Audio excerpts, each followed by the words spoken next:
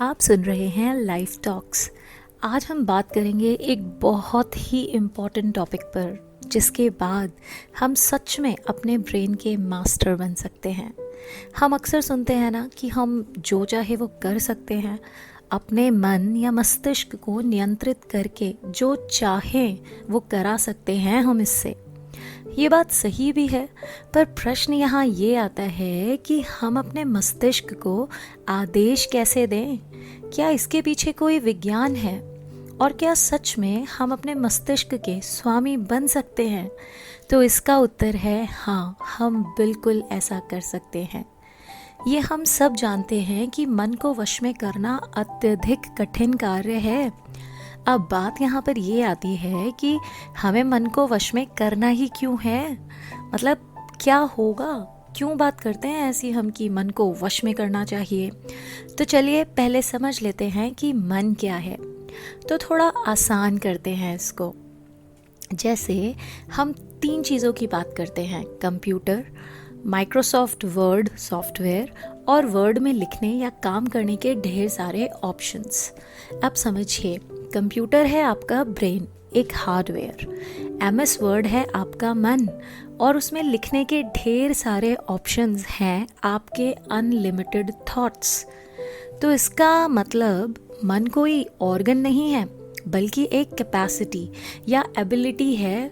हम कह सकते हैं कि ब्रेन की एक पावर है जो सोचने समझने की क्षमता देता है हमें, और हमारा मन भंडार है इनफाइनाइट थॉट्स का।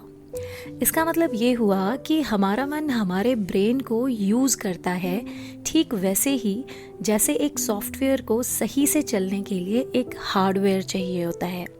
अब आप सोचिए, यदि आपके पास सिर्फ हार्डवेयर मतलब सिर्फ कंप्यूटर हो और उसमें चलाने के लिए कोई सॉफ्टवेयर ही ना हो, तो वो तो एक डब्बे के समान ही है ना, किसी काम का नहीं है।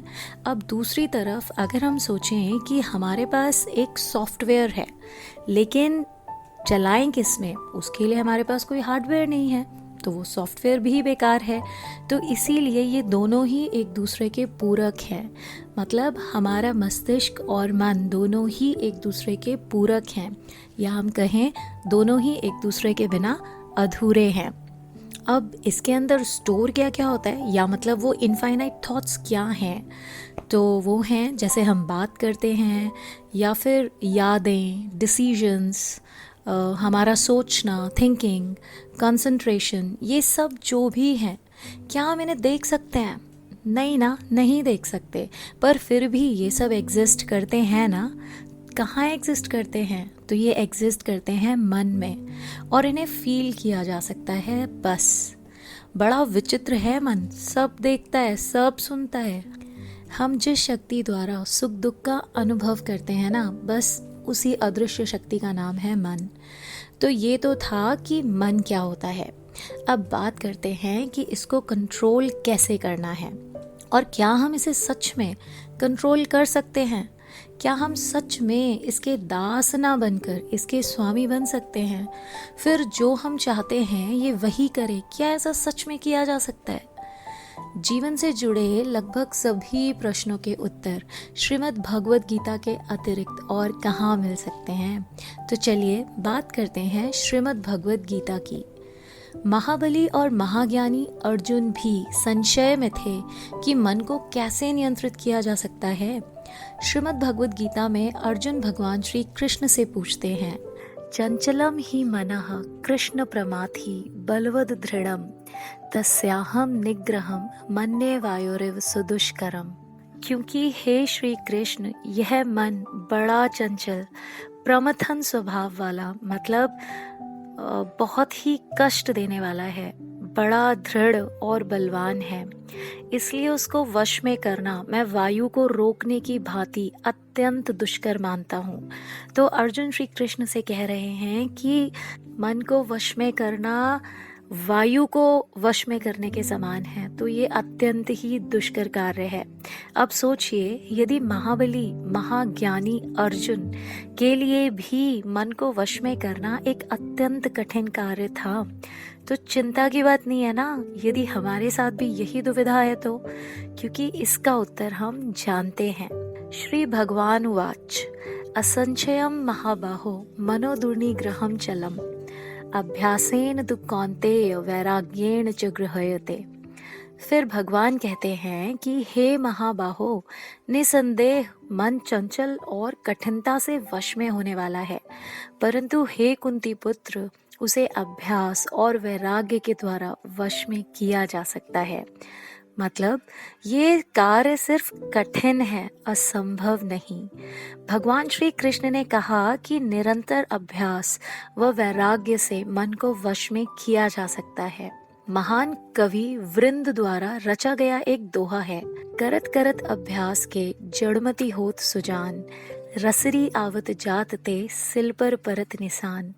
इसमें वे कहना चाहते हैं कि निरंतर परिश्रम करते रहने से असाध्य माना जाने वाला कार्य भी सिद्ध हो जाया करता है।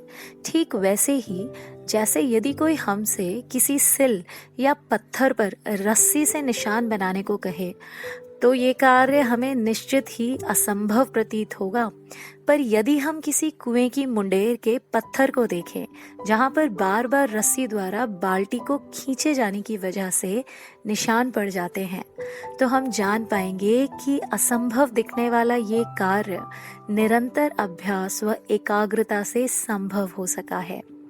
तो देखा आपने, हमारे ग्रंथों में अनेक उदाहरण हैं जो दर्शाते हैं कि मन को वश में किया जा सकता है। अब हम बात करते हैं वैज्ञानिक मतलब साइंटिफिक एविडेंस की। डोनाल्ड हेब नाम के एक कैनेडियन न्यूरोफिजिसिस्ट ने पहली बार 1949 में कहा था कि neurons that fire together wire together. अब इसका मतलब क्या है? इसका मतलब है कि हम जो कार्य बार बार करते हैं फिर वो एक साइकिल बन जाती है और वो काम खुद होने लगता है। ठीक वैसे ही जैसे सर्दियों में यदि किसी दिन हम कोट या जैकेट पहनते हैं और पूरा दिन बार बार पॉकेट में हाथ डालते रहते हैं, फिर अगले दिन यदि हम बिना पॉकेट वाला स्वेटर पहनते हैं तो बार बार हमारा हाथ पॉकेट की तरफ अपने आप ही चला जाता है, चाहे पॉकेट वहाँ है या नहीं। ऐसे ही यदि किसी कमरे में काफी समय से दीवार पर कोई घड़ी लगी हो और हम पिछले कई दिनों से उस कमरे में आते ही टाइम देखते हो, तो ऐसा होने लगता है ना कि चाहे हम ध्यान दें या ना दें, फिर भी उस कमरे में आते ही अपने आप हमारी दृष्टि उस घड़ी की तरफ चली जाती है। अब यदि वहां से घड़ी हटा भी दी जाए तो भी कुछ दिनों तक हमारी नजर वहीं जहां वो घड़ी टंगी थी उसी ओर जाती है, पर 3-4 दिनों में ही हम समझ जाते हैं कि अब वो घड़ी वहां नहीं है, और तब हमारे न्यूरॉन्स का सर्किट टूट जाता है और एक नया सर्किट बनता है कि वहां वो घड़ी अब नहीं है और हम उस ओर देखना छोड़ देते हैं। ऐसा क्यों होता है, इसे समझते हैं। देखिए, हमारा शरीर अति सूक्ष्म कोशिकाओं से मिलकर बना है। मतलब बहुत ही छोटे छोटे सेल्स हैं हमारे पूरी बॉडी में, इतने छोटे कि वो हमें ऐसे दिखते भी नहीं है, हमें माइक्रोस्कोप चाहिए होगा उनको देखने के लिए। और ये ठीक वैसे ही है जैसे मधुमक्खी के छत्ते में अनेक षटकोण के आकार के खाने या कमरे होते हैं। शरीर के अलग अलग भाग में उनके कार्य अनुसार अलग अलग तरह की कोशिकाएं होती हैं। ऐसे ही कुछ कोशिकाओं का कार्य होता है सूचना का आदान प्रदान करना, जिन्हें हम न्यूरॉन्स कहते हैं। ये हमारे शरीर की सबसे लंबी कोशिकाएं हैं। उदाहरण के तौर पर हम जो भी कुछ देखते हैं तो आंखों के अंदर उपस्थित ये कोशिकाएं मस्तिष्क को उस वस्तु के बारे में सूचना देती हैं, और तब हमारा ब्रेन समझता है कि जो वस्तु दिख रही है सामने वो क्या है, और उस वस्तु का वास्तविक चित्र हमारी आंखों में बनता है। ऐसा ही कुछ त्वचा, नाक, कान आदि के साथ भी है। हम जो भी कुछ देखते, सुनते या अनुभव करते हैं वो सब होने से पहले इन कोशिकाओं द्वारा मस्तिष्क तक सूचना के रूप में भेजा जाता है, और उसके बाद ही हम ये सब कार्य कर पाते हैं, जैसे कि देखना, बोलना, सोचना, स्पर्श का अनुभव इत्यादि। पर ये सब इतनी जल्दी होता है कि हम समझ ही नहीं पाते कि इसके पीछे एक पूरा प्रोसेस या प्रक्रिया है। तो इसका अर्थ हुआ कि हम जो भी कुछ करने वाले होते हैं उसकी सूचना पहले न्यूरॉन्स के द्वारा मस्तिष्क तक जाती है, या कहें मन तक जाती है, और फिर वो कार्य हम करते हैं। और जब हम कोई भी नया काम करते हैं, जैसे पहली बार आटा गूंथना या पहली बार कार या स्कूटी चलाना, तो हमें वो कार्य अत्यधिक कठिन लगता है, क्योंकि अभी तक हमारे न्यूरॉन्स ने ये काम पहले कभी किया ही नहीं था। तो उन्हें एक नया सर्किट बनाना पड़ेगा जिसमें थोड़ा सा समय लगता है। पर जैसे ही हम वो कार्य बार बार करते हैं, तो न्यूरॉन्स का सर्किट और ज़्यादा स्ट्रांग हो जाता है और काम खुद ही होने लगता है और हम उस काम के मास्टर बन जाते हैं। पहली बार कोई भी काम हम बहुत ध्यान से करते हैं। ज़रूरी नहीं है कि वो काम बड़ा या सच में बहुत कठिन हो, बल्कि शुरू शुरू में आटा गूंथने जैसा कार्य भी हमें कठिन लगता है। पर जैसे ही हम उस कार्य को लगातार 3-4 दिन कर लेते हैं, तो वही काम हमारे लिए आसान हो जाता है। हम अपनी माँ को देख सकते हैं, वो बातें करते हुए भी आराम से बड़ी ही जल्दी आटा मल लेती हैं। ऐसे ही पहले स्कूटी चलाते हुए बहुत डर लगता है। यदि हमारे पीछे बैठा हुआ इंसान हमसे बात करता है, तो शुरू शुरू में हमें बड़ा ही डिस्टर्बेंस होता है, और थोड़े ही दिन के लगातार अभ्यास के बाद हम बात भी कर लेते हैं, एक ही हाथ से स्कूटी को हैंडल भी कर लेते हैं और कोई परेशानी नहीं होती। ब्रेक खुद ब खुद लग जाता है, कहाँ एक्सेलरेटर बढ़ाना है, कहाँ कम करना है, सब अपने आप होने लगता है। एक बार की बात है, मैं ग्रेजुएशन में थी और अपने पिताजी के साथ कार में कहीं से आ रही थी। मैं आगे की सीट पर ही बैठी थी। हम आराम से बातें करते हुए आ रहे थे। गाड़ी की स्पीड यही कोई 60 या 70 के आसपास रही होगी। रोड पर बहुत ज्यादा भीड़ नहीं थी, ठीक ठाक सा ट्रैफिक था। अचानक से एक साइकिल सवार दूसरी तरफ की रोड से, डिवाइडर के बीच से, शायद टूटा हुआ था वहां से डिवाइडर थोड़ा सा, जो हमें नहीं दिख रहा था, तो वो अचानक से हमारे सामने आ गया और बड़ी ही मस्ती में साइकिल चला रहा था। अब वो हमारे इतने पास था कि हम ब्रेक नहीं मार सकते थे। तो पापा ने आओ देखा न ताओ बड़ी ही तेजी से गाड़ी को उसी स्पीड से साइड से कट लिया। एक तरफ से गाड़ी लगभग 1-1.5 फीट ऊपर उठ गई थी। भगवान का शुक्र था कि पीछे से कोई गाड़ी नहीं आ रही थी, और ये भी कि उस साइकिल वाले को कुछ नहीं हुआ था। उसे तो शायद पता ही नहीं चला कि उसने किया था। पीछे पलटकर देखा तो वो अभी भी मस्ती में ही जा रहा था। पापा और मैं दोनों ही स्तब्ध थे। हम समझ ही नहीं पा रहे थे कि बच कैसे गए और अचानक से गाड़ी साइड कैसे कर ली। अब देखिए, पापा काफी टाइम से गाड़ी चला रहे थे। शुरू में जहां उन्हें ब्रेक या एक्सीलरेटर दबाने के लिए ध्यान देना पड़ता था, डर लगता था कि कहीं एक्सीलरेटर की जगह ब्रेक और ब्रेक की जगह एक्सीलरेटर न दब जाए। अब क्योंकि गाड़ी चलाते हुए काफी समय हो गया था, तो आधा काम तो न्यूरॉन्स का हो गया ना। एक स्ट्रॉन्ग सर्किट बन चुका था। कब ब्रेक लगाना है, कहाँ कौन सा गियर बदलना है, सब अपने आप होने लगा था। तो शायद इसीलिए वो उस वक्त गाड़ी को साइड से ले जा पाए। उस दिन यदि कोई नौसिखिया गाड़ी चला रहा होता जिसकी न्यूरॉन्स वायरिंग अभी मजबूत नहीं हुई थी, तो बहुत ज्यादा चांसेस थे ना एक्सीडेंट होने के। तो देखिए, यहाँ तक हमने कई उदाहरण देखे जो सब इसी ओर इशारा कर रहे हैं कि मन को सच में कंट्रोल किया जा सकता है।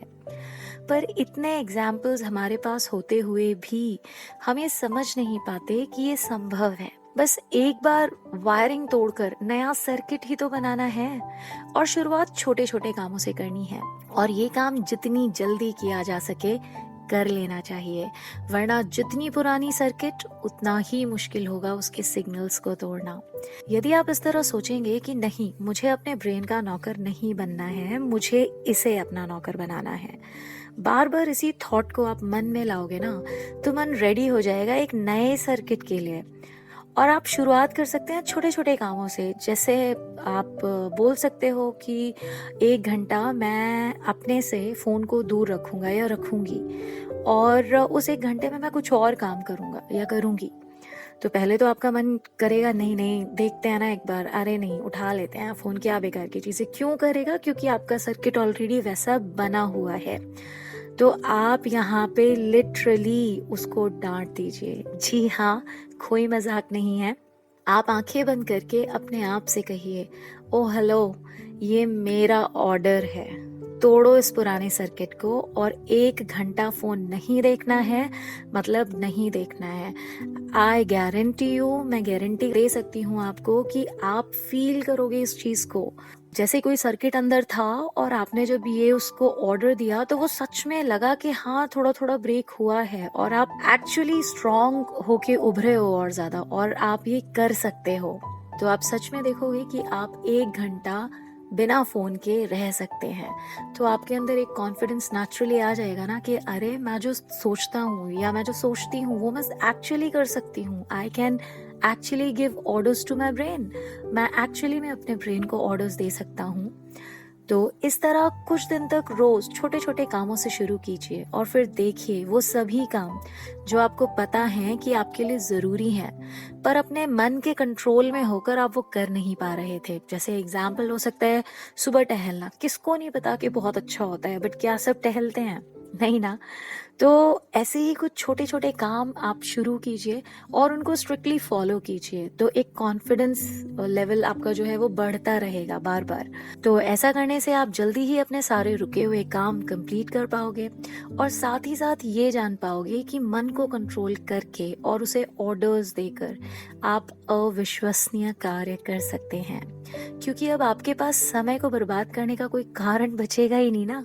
अनुशासन स्वयं ही आ जाएगा। और करना क्या है, बस थोड़ा सा प्रयास और वायरिंग ही तो चेंज करनी है, और ये आप बिल्कुल कर सकते हैं।